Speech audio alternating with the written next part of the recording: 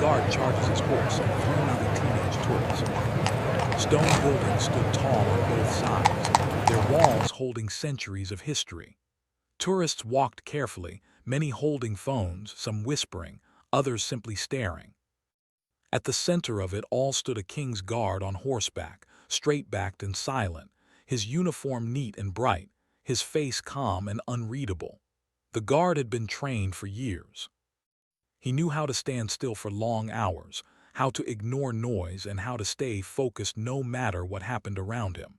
His horse was just as disciplined. The animal stood strong and steady, used to crowds, cameras, and sudden sounds. Together, they were a symbol of order and tradition, part of a living history that people from all over the world came to see. A short distance away, three teenage tourists walked toward the area, laughing loudly. They were excited, full of energy, and clearly enjoying their trip.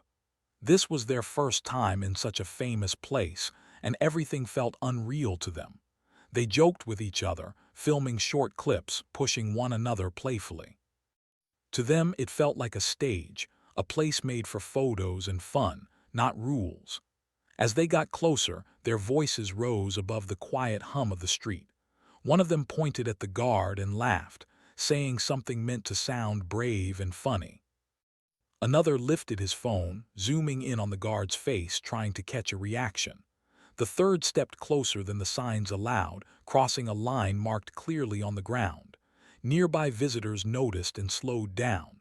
Some shook their heads, others looked nervous. Many people knew the rules.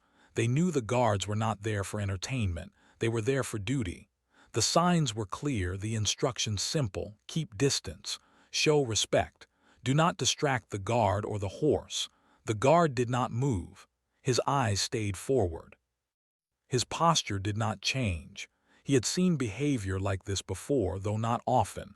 Most people understood after a single glance, but these teenagers seemed different. They wanted attention. They wanted a reaction. They wanted something exciting to share online. The horse shifted slightly, sensing movement and noise. Its ears turned toward the sound of laughter. The guard felt it immediately.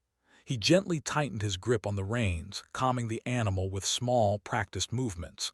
He remained calm, breathing evenly, waiting. One of the teenagers waved his hand in front of the horse, staying just far enough to feel safe. He laughed again, louder this time, and said something to his friends. They laughed back, encouraged by each other. The phone camera kept recording, capturing every moment. A middle-aged man nearby spoke softly, asking them to step back. A woman pulled her child closer to her side. The mood around them began to change. What had been peaceful now felt tense. People sensed that something was wrong, that the balance of respect had been disturbed. The guard finally spoke. His voice was firm, clear, and controlled. He gave a simple warning, telling them to move back and respect the boundary. It was not shouted. It was not angry. It was the voice of someone used to being obeyed. The teenagers froze for a moment. Then one of them smiled and shrugged, acting as if it was all a joke. He said something back, trying to sound confident, though his voice shook slightly. Another teen laughed again, though it was less loud this time. They did not move away. Instead, one of them took another small step forward. The guard felt a change in the air. He knew this moment mattered. His training told him what to do. He had a duty not just to himself, but to the people around him, to the horse beneath him, and to the place he protected. Allowing the behavior to continue could lead to real danger. The horse was powerful. The space was crowded. Someone could get hurt if control was lost. He gave one more warning, even firmer than before. His eyes turned slightly, enough for the teenagers to see them clearly for the first time. There was no anger there, only seriousness. A final chance. For a brief second, everything went quiet. Even the teenagers seemed unsure, but pride and pressure pushed them forward. One of them whispered that nothing would happen, that the guard was only pretending. He lifted his phone again. The horse felt the tension build. It stamped the ground once, a clear sign of discomfort. The sound echoed loudly on the stone street. Several people stepped back instinctively. The teenagers' smiles faded just a little, but they still did not move away. The guard made his decision. He did not act out of anger. He did not lose control.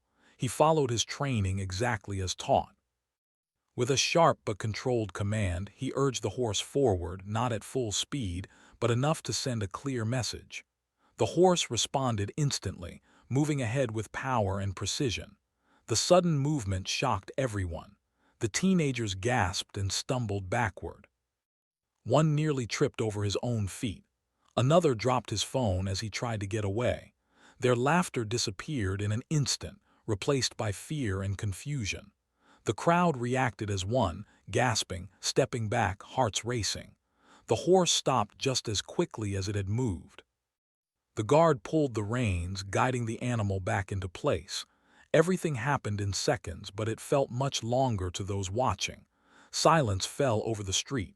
The teenagers stood a few steps away now, pale and shaken. They did not speak. Their faces showed embarrassment and realization. The situation they had treated like a joke had become very real very fast. The guard returned to stillness. His face showed no emotion. His horse stood calm once again, as if nothing had happened. The balance had been restored. People around slowly relaxed. Some nodded in approval. Others whispered to each other. The message was clear without a single extra word. This was not a place for games. The teenagers quietly picked up the dropped phone and stepped back into the crowd. They avoided eye contact. Their energy was gone, replaced by silence. They had learned something important, though they did not yet understand how deeply it would stay with them. The guard remained where he was, unmoving, protecting history with discipline and calm. The street slowly returned to normal, but the feeling of the moment stayed in the air, heavy and unforgettable. The silence after the sudden movement felt heavy, like the air itself had stopped. People stood still, unsure whether to speak or move. The three teenagers remained frozen for a few seconds, their hearts beating fast, their earlier confidence completely gone. The moment had changed everything. What they thought was a harmless joke had turned into a serious lesson. Slowly, the sound of the city returned. A distant bus passed. Someone cleared their throat. A woman whispered to her friend. The crowd relaxed, but the feeling of tension still hung in the space like a shadow that refused to leave. The teenagers stepped farther back, this time without being told. One of them bent down to pick up the phone that had fallen to the ground. The screen was cracked at the corner, a thin line running across it like a mark left by the moment. He stared at it, then slipped it into his pocket without a word. They stood together close now, no longer spreading out or showing off. Their shoulders were tight, their faces pale. None of them laughed. None of them looked toward the guard again. They had finally understood that this place was not a stage, and the people here were not actors. A uniformed officer approached from the far end of the street. He had seen the movement from a distance and had already guessed what happened. His walk was calm but purposeful. Another officer followed behind him, scanning the area and the crowd. People made space for them, stepping aside with quiet respect. The first officer stopped near the teenagers. His voice was steady and firm as he asked them to come forward. The boys hesitated, then obeyed. There was no argument, no jokes this time. They followed him a few steps away from the guard, keeping their heads down. The officer asked for their identification and spoke to them about the rules of the area. He did not shout. He did not insult them. His words were clear and serious. He explained why the boundaries existed, why the guards and horses must never be disturbed, and how quickly things could go wrong if people ignored instructions. The teenagers listened closely. One of them nodded repeatedly, his face red with embarrassment. Another stared at the ground, his hands shaking slightly. The third swallowed hard, realizing how close they had come to causing something much worse. Around them, tourists whispered and watched. Some shook their heads in disapproval. Others looked thoughtful, perhaps remembering times when they themselves had been careless in unfamiliar places. Parents pulled their children closer. Phones that had been raised earlier were now lowered. The guard stayed in position, silent and still. He did not look at the teenagers or the officers. His focus remained forward, his duty unchanged. His horse stood calm, breathing evenly, its muscles relaxed once more. The bond between rider and animal was clear to anyone paying attention. They trusted each other completely. The officer finished speaking and handed back the documents. He gave the teenagers a final warning and told them to leave the restricted area immediately. They thanked him quietly, their voices low and respectful. Without another word, they turned and walked away, blending into the crowd. As they moved down the street, their steps were slower. The excitement they had felt earlier was gone. One of them finally spoke, his voice barely above a whisper. He said they had gone too far. Another agreed, saying he did not think it would get serious so fast. The third said nothing, but his silence said enough. They found a bench farther away and sat down. For a moment, none of them spoke. The noise of the city felt distant now, as if they were hearing it through water. Each of them replayed the moment in their mind, the sound of the horse's hooves, the sudden rush of fear, the look in the guard's eyes. One of them pulled out his phone again and opened the video he had recorded. The clip showed laughter, teasing, and then chaos. He watched it once, then turned the screen off. Without saying a word, he deleted the video. It no longer felt funny. It felt wrong. Back near the guard post, the crowd slowly returned to normal. People took photos from a safe distance. Some read the signs more carefully than before. The moment had reminded everyone that rules existed for a reason. A tourist guide quietly explained to her group what had happened, using it as a lesson about respect and local customs. The group listened closely, nodding. The story spread quietly through the crowd, not as gossip, but as a reminder. The officers remained nearby for a while, watching calmly. When everything seemed settled, they moved on, their presence no longer needed. Order had been restored without further trouble. The guard shifted his weight slightly, adjusting in the saddle, a small movement only trained eyes would notice. His face remained calm, but inside he reflected briefly on what had happened. He knew he had done the right thing. His training had prepared him for moments like this, moments where quick, controlled action prevented bigger problems. He thought about the horse beneath him, grateful for its discipline and trust. Not every animal could handle such situations. This one had been trained carefully, patiently over many years. Together, they had protected not just a space, but the people in it. Time passed. New tourists arrived, unaware of what had happened earlier. The street returned to its peaceful rhythm. But those who had witnessed the event carried it with them. It became a quiet story they would tell later, a memory tied to the importance of respect. The three teenagers eventually stood up from the bench. They decided to spend the rest of the day differently. No more pushing limits, no more seeking reactions. They walked through the city with softer voices and careful steps, paying attention to signs and instructions they might have ignored before. One of them said the trip would have been ruined if someone had gotten hurt. Another agreed, saying they were lucky the guard had acted with control.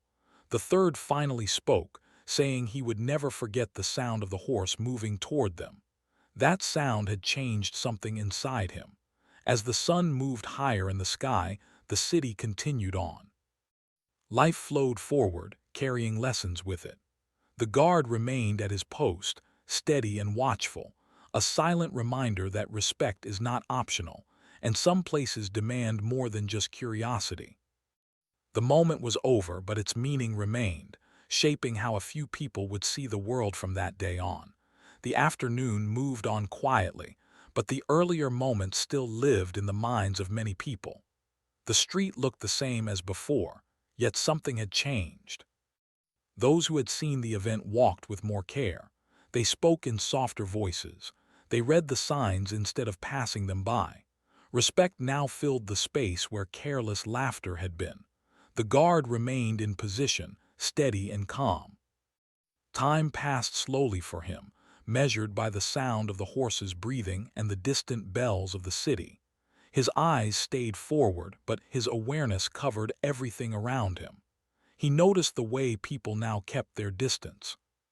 He noticed the way children were gently guided by their parents. The calm he had worked to restore was holding. Not far away, the three teenagers walked through a narrow street lined with small shops. They had left the busy area behind, choosing a quieter path without planning it.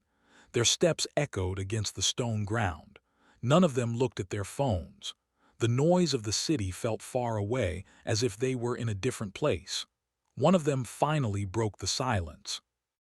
He said he kept thinking about how fast everything happened. Just moments before, they had been laughing. Then, in a heartbeat, fear had taken over. His voice was low, filled with honesty. The others listened without interrupting. Another teen admitted he felt embarrassed. Not just because people were watching, but because he knew they had been wrong. He said he had not thought about the guard as a person, only as part of a picture. Saying it out loud made him uncomfortable but also relieved. The third teen nodded. He said he had traveled to many places but never really thought about the rules. He always assumed nothing serious would happen. That moment had proven him wrong. He said he felt lucky that the guard had stayed in control. Things could have ended very differently. They stopped near a small square with a fountain in the center. Water flowed gently, catching the light of the sun. People sat nearby, talking quietly or simply resting. The teenagers sat on the edge of the fountain, letting the sound of water calm them. One of them asked what they should do next. The answer came quickly. They would keep exploring, but differently. They would be more aware, more respectful. The decision felt important, like a small promise made between them. Back at the guard post, a group of students arrived with a guide. The guide spoke softly, explaining the history of the place, the role of the guards, and the reason behind the strict rules. The students listened carefully, their eyes wide with interest. The earlier event had already become part of the lesson, though it was not mentioned directly. The guard listened without reacting. He had heard many versions of the story over the years. Some people focused on tradition, others on discipline. For him, it was simpler. His job was to protect, to prevent harm before it happened, and to act when necessary. As the sun shifted, shadows grew longer across the street. The horse adjusted its stance, comfortable but alert. The guard felt a quiet pride, not the loud kind, but the steady kind that comes from doing one's duty well. Across the city, the teenagers entered a small museum. They walked slowly through the rooms, reading the descriptions, watching short videos, and listening to audio guides. For the first time that day, they truly paid attention. They asked each other questions. They shared thoughts. Learning felt different now, more real. One display showed the training of royal guards. It explained the long hours, the discipline, and the responsibility placed on both the guard and the horse. The teenagers stopped there longer than anywhere else. They looked at each other, understanding without words. One of them whispered that the guard that morning had probably trained for years just to stand still like that. Another said he never realized how much control it took to move a horse safely in a crowd. The third said he felt ashamed for turning that kind of work into a joke. They left the museum quietly. Outside, the sky had begun to soften in color. The day was moving toward evening. The city felt calmer, warmer somehow. The teenagers walked with the flow of people, no longer pushing or rushing. Later, they sat at a small cafe. They ordered simple food and talked about their trip so far. The earlier moment came up again, but this time without tension. It had become a turning point, something that changed how they saw things. One of them suggested they tell others about what happened, not to show off, but to warn them. Another agreed, saying respect should be shared just like stories. The third smiled slightly, saying he was glad they learned the lesson together. Back at the guard post, A replacement guard arrived to take over for the evening shift. The change happened smoothly, with quiet signals and practiced movements. The horse was led away slowly, its work for the day complete. The original guard dismounted, stretching slightly after hours of stillness. As he walked away, dressed now in a simpler uniform, he passed through the same street as before. People did not recognize him. To them, he was just another man heading home. He liked it that way. His duty did not require praise. He thought briefly about the teenagers. He hoped they had learned something. He hoped they would carry it with them, not as fear but as understanding. Moments like that were why his role mattered. The city lights began to glow as evening arrived. Music drifted from open windows. The smell of food filled the air. Life continued, full and moving.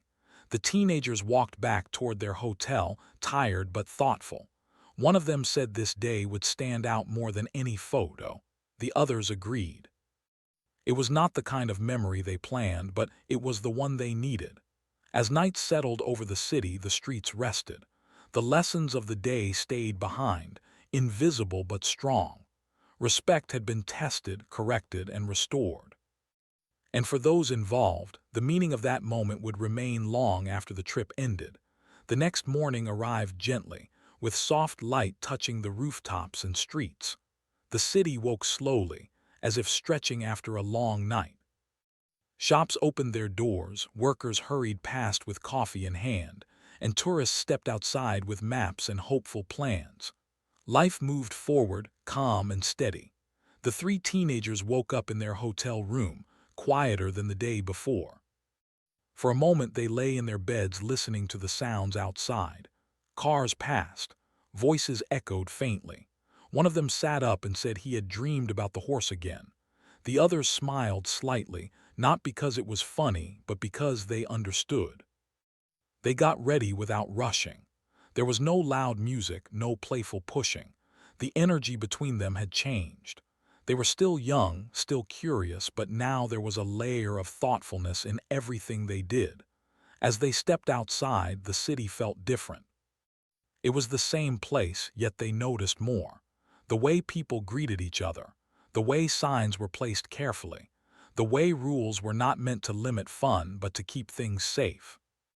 They decided to walk back near the royal area, not to cause trouble, but to see it again with new eyes.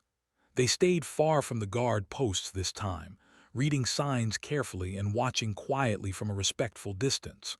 Other tourists stood nearby, calm and observant. A guard stood on horseback again, tall and still, just like the day before. The teenagers did not recognize if it was the same one or not. It did not matter. What mattered was the feeling they had now. There was no urge to laugh or film. Instead, there was respect. One of the teenagers whispered that he felt nervous just standing there, remembering how close they had come to making a serious mistake. Another nodded, saying he felt grateful that no one had been hurt. The third said softly that he felt proud of the guard, even though he did not know him. Nearby, a father explained the rules to his young son, pointing gently and speaking calmly. The boy listened carefully, his eyes wide. The teenagers watched this and exchanged glances. They saw themselves in that child, learning something important for the first time. They moved on after a few minutes, feeling they had seen enough. The visit was not about watching anymore. It was about understanding. Later that day, they joined a guided tour. The guide spoke about history, culture, and respect for local customs. This time, the teenagers listened closely. They asked questions. They showed interest. The guide smiled, pleased by their attention. At one point, the guide mentioned how visitors sometimes forget that guards are not statues, but trained professionals with responsibility. The teenagers felt a quiet connection to those words. They did not speak, but they knew exactly what the guide meant. As the tour ended, the guide thanked everyone for their respect. The words felt heavier than before, full of meaning. Elsewhere in the city, the guard from the previous day prepared for another shift. He put on his uniform carefully, checking each detail as he always did. His movements were calm and practiced. The day before had already passed in his mind. He did not carry anger or pride from it. It was simply part of his duty. He arrived at his post and mounted his horse. The animal responded smoothly, familiar with the routine. Together they took their place, ready to serve. The guard noticed the flow of visitors, the patterns of movement, the small signs of mood. He saw calm faces, curious eyes, respectful distance. He felt satisfied, though his expression did not change. Hours passed. The sun rose higher. The horse shifted occasionally, relaxed but alert. Nothing unusual happened, and that was exactly how it should be. Across town, the teenagers stopped at a small park to rest. They sat on the grass, sharing snacks and talking about their plans for the future. One of them said he wanted to travel more, but differently now. Another said he wanted to learn about places before visiting. The third said he wanted to be more aware of how his actions affected others. They laughed a little, but softly. It was a warm, easy laughter, not the loud kind meant to draw attention. It felt better this way.